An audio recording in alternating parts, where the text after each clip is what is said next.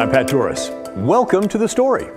You know, tonight as I stand here, we're just 12 days away from the big election. I know you can't wait for the political ads to end, but it also means that we're seeing a last burst of action on the political front as the campaigns fight to convince undecided voters to join their camp.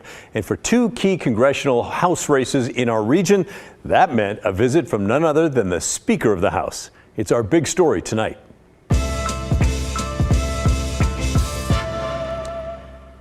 Yep, you heard that one right. In a region that often does not see the big GOP names making stops, the Speaker of the House, Mike Johnson, was in both Southwest Washington and Clackamas County today. He was stumping for Republicans in two key races that could make or break the slim majority that Johnson and the GOP have in the House, and therefore affect Johnson's speakership as well. Alma McCarty is live in Oregon City tonight, where Johnson made his latest stop. Alma? Yeah, Pat, Speaker Mike Johnson was here, like you said, Oregon City, speaking around 4 o'clock this afternoon, and he called Representative Lori Chavez-DeRemer a VIP in Congress, a serious person who can take on serious challenges. Now, both in this district and to the room of about 150 supporters, he touted her bipartisan record and said she has more labor union endorsements than any other Republican he's ever seen in his life. You've got one of the hardest working people, one of the most effective people, one of the most bipartisan legislators. She literally is ranked the second most bipartisan legislator in Congress. That's what we need right now. We need somebody who can sit down, get everybody who has all their different ideas around the table and build consensus so we can move the ball forward for the most people. Congresswoman Chavez-DeRemer pushing that message herself, saying she'll work with anyone who works with her on issues impacting Oregonians, from the drug crisis to public safety to helping veterans. She admits this race will be close. I will be your representative in the 119th Congress, but I cannot do it without your vote. I cannot do it without you not calling 10 people and saying, get out and vote. This is an expensive race, because they want me out. Now, in response to the visit from the Speaker of the House, Janelle Bynum, the Democrat in this race, wrote, Lori Chavez-DeRemer has tried to mislead voters on her abortion record, but standing by one of the most extreme anti-abortion legislators, Mike Johnson, further confirms she is a direct threat to reproductive rights in Congress. She has been given every opportunity to represent and deliver for Oregon, but has chosen to side with MAGA extremists time and time again. Yeah, neither candidate in this race mincing words, less than 2 weeks out from Election Day. Pat, back to you. Thanks, Alma. Great job. Before that event in Oregon City today, by the way, Speaker Johnson was in Ridgefield, Washington, showing support for Joe Kent. The Republican is in a rematch with Representative Marie Gluesenkamp Perez, a Democrat, in Washington's 3rd Congressional District. Blair Best was there to cover that one for us. Mike Johnson, Speaker of the U.S. House of Representatives, in Ridgefield, Washington on Thursday, supporting Republican Joe Kent. Let's give a warm Southwest Washington welcome to Speaker Mike Johnson. As the race for Washington's 3rd Congressional District reaches its final days, it's grabbing national attention, with Republicans' power in the House on the line. My presence here shows you how important this district is for all of America. Everybody's watching you all, okay? Speaker Johnson, what is the strategy behind coming to Southwest Washington just 12 days out before the election? Well, it shows you how important this race is to us. This district in Washington is one that everybody around the country is watching because it's so important. It's rated as one of the closest toss-up seats and one that the Republican Party should win. Back in 2022, Kent, a Special Forces Green Beret and Gold Star husband, lost to Democrat Representative Marie Gluesenkamp Perez by less than 3,000 votes. And recent polling shows the two once again neck and neck. We are right now tied up with Marie Perez. Serious times call for serious leaders. And that's why Joe is the right guy for this moment in time. We caught up with Gluesenkamp Perez early Thursday on her RV tour of Pacific County. I think it's reflective that what interests Joe is power and access to, celebrities. But I'm here because I love our community and I want to spend time in it, and I value what we have here. Does it make you nervous at all? The race is so tight. Do you feel like this could push voters in his favor? I don't know how many people know who Mike Johnson is. I mean, I certainly didn't follow politics before this, and I wouldn't have probably seen Mike Johnson as somebody who would influence my vote. I think we're pretty independent here in our community. Blair Best joins me now. Blair, give us a feel for Speaker Johnson's tone out there today. Pat, it was confident but cautionary. He was almost like warning the people here what he believes would happen if they don't vote Republican. He said he thinks we're on the verge of a World War III. He said more than once he thinks this is a dangerous time for our country. But it's really no secret that the people here today were not the ones they were trying to convince. Many of them had already voted, but he was encouraging them to go home and tell their friends and family. Speaker Johnson, he touched on all the typical talking points, the economy, border security, energy policy, and I actually got a chance to ask him what he believes is at stake for Republicans in this election. What is at stake for Republicans in this election? Well, everything's at stake. I mean, we're now, I just told this crowd out here, the way I summarize it all around the country, and I've done this in about 240 cities in 40 states now, is that we're not really in a contest anymore just between Republicans and Democrats, because the Democrat philosophy, the party at the national level, has really left a lot of the people behind. And so we're in a contest between two completely different visions. Now, Speaker Johnson tells me today that he will be running for Speaker again next year, and if Republicans maintain their majority in that chamber, he thinks he's going to win. But again, that slim majority hinges on races like this one here in Washington's 3rd District. Pat? Well, Blair, what's the deal with the location of that rally today? It kind of looks like you're maybe in almost a random parking lot. Yeah, we are. We are literally standing in an empty parking lot along the freeway. And Pat, let's just say the planning and organizing of this rally was rather poor. At first, it was going to be outside, and then at the last minute, they changed their mind and they wanted to hold it inside this building behind me. But then a large crowd showed up with lawn chairs, anticipating it was going to be outside, and the room they chose inside wasn't big enough. And they wouldn't let media inside. So we, along with everyone else, we had to stand outside for an hour as they figured out what was going on. Then they brought speakers outside, and it was like a mad dash to the front. And that's honestly why some of the video is of the sides of their faces, because we had all we could do to set up our cameras and get as close as we could. But before we leave you and we head back to Portland, I wanted to share one of the lighter moments today, and that is Speaker Johnson attempting to impersonate former President Donald Trump. I was on the phone with President Trump yesterday morning. He's very excited. Okay. He said, Mike, we're going to win this thing all the way across the Okay, thanks, Blair. I can't say really that I've heard the Speaker of the House impersonating the president before. Thanks, Blair. Appreciate it. Great stuff as always. All right, so now let's add a little bit of context here. Namely, does this visit even matter? Will it move the needle and help Republicans win? To answer that question, I turn to Kevin Looper. He's a Portland area Democratic political strategist. And yes, I do hear some of you Republicans howling in protest that he's biased. But listen, I think he is playing it straight here, and he knows what he's talking about. He's run multiple big campaigns. He knows what it's like on the inside, especially as it gets close to the end here. He says at this late date, the answer is no. It does not matter. It does not move the needle regardless of whether it's a Democrat or a Republican trying to get votes for their candidate. Very hard to say whether or not there is any evidence that it makes an appreciable difference. We're at the stage of the campaign where the whole strategy is look-a-busy. And that's what the parties are doing right now. There's not much they can do. They've allocated all of their last dollars for spending. They still have white-knuckled phone calls every day going over the poll numbers. I know, for instance, in the DeRemer Bynum race, both sides' internal polls, according to what I'm hearing, show them up one. So one of them's right, one of them's wrong, but it's certainly a close race, and nobody in politics can do nothing while they're waiting for the water to boil. All right, well, what about the undecided voters, you ask? Well, Looper says they likely are not watching this excellent news show right now and were not at any of the events where Johnson spoke today. So really, he says, it makes no difference. No, I've had the president out here to Oregon a couple of times. When you do events that bring in a truly big name like Barack Obama, it does have an effect on being able to raise money, for sure. You charge people for access, It's $5,000 to have your picture taken with the president, and that money goes to help your local efforts to turn out the vote. It's an appreciable thing.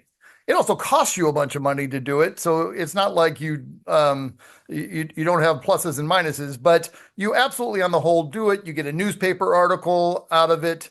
It's a marginal improvement in whatever your lie was before that. When you get down to the Speaker of the House coming out, that doesn't count as a big name for anybody besides those of us who live and breathe politics every day, which is not the voters you're trying to reach. So it really doesn't do much for you in the press. It doesn't turn out new voters. Unless Mike's got some relatives out here that are undecided on the race, I'm not sure he's going to pull anybody into the Republican column. But they can't do nothing, so they send him. Great insight. Thanks, Kevin. I know that some of you may still be undecided on the 5th District race, and if so, send us an email, will you? Did Speaker Johnson's visit sway you one way or the other? Our email is thestory@kgw.com, or call and leave a voicemail. The number is 503-226-5090. I look forward to hearing from you. Hey, if you haven't opened your ballot yet, I'm sure you will soon. My wife Jackie and I did that last night, and when we did, I was really surprised when I looked at how the names are arranged on the page. Have you noticed that? Here, take a look, for example. This is a sample ballot for the mayor's race in Portland. Notice how the first name on the list is Darrell Kinsey Bay, but look right below it. The next name is Martin Ward, and below that is Keith Wilson. And then halfway down the page is the last name Ollie. So it's clearly not done alphabetically. What in the world is going on here? Well, I took that question to the Secretary of State's office. They're the ones who start the process here. Turns out the way the names are listed is controlled by both state law and administrative rule. This memo from the Secretary of State's office spells it all out. The law is ORS 254.155. The administrative rule is 165-010-0090. You can amaze your friends by knowing that. And here's how it works out. The Secretary of State's office needs the alphabet. They feed the alphabet into a computer program. It's called an Oracle SQL random ordering function that is already built into the election software that also tracks things like campaign spending. Okay, so they feed the alphabet in, the software spits out the letters randomly, showing which name will go where based on the first letter of the last name. This is the list for the upcoming election. Anyone with a last name that starts with K will be at the top of the list. Anyone with a last name starting with D will be all the way down there at the bottom. So if we go back to our ballot, we now understand why Kinsey Bay is the first of the last names on the list, and so on. Ah, but you say, what about people who have the same first letter of the last name? Well, then the election folks go to the second letter of the last name and use that to match that randomized list and decide who goes first. Okay, but what if the last names are identical, you wonder? Well, then they look at the first names. Well, what if the first names are identical too? Well, then they look at the middle names. So yeah, they've got this figured out. Hopefully those won't be identical because I didn't see what the rule says. I didn't find any rule of what happens after that. They probably flip a coin. But there you go. Now you know why the names are listed the way they are on the ballots for this year's election. Coming up next on The Story, a break from politics to talk about traffic instead. A setback for the Rose Quarter Improvement Project in Portland, what it means for the Albina neighborhood caught in the middle of it all, and what ODOT is most likely to do next when The Story returns.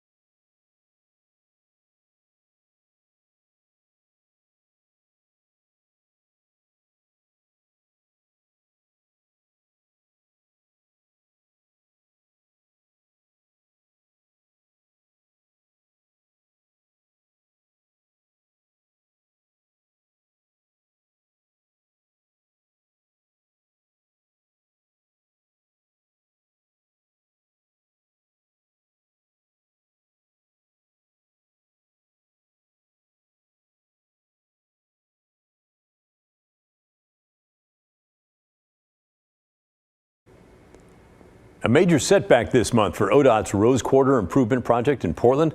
They were denied a federal grant of $750 million. And now the future of the project is a bit hazy.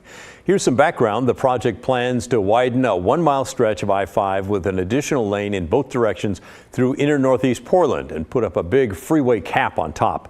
It would stretch from around Tillamook Street down to the south to Weidler, basically turning a whole chunk of I-5 into a huge tunnel. Let's look at the money and how this thing would be paid for.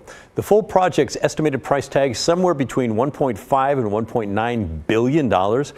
Earlier this year, ODOT received a different federal grant of $450 million, and they were hoping for this additional $750 million plus $250 million in matching state funds. Tolling the area was also supposed to help.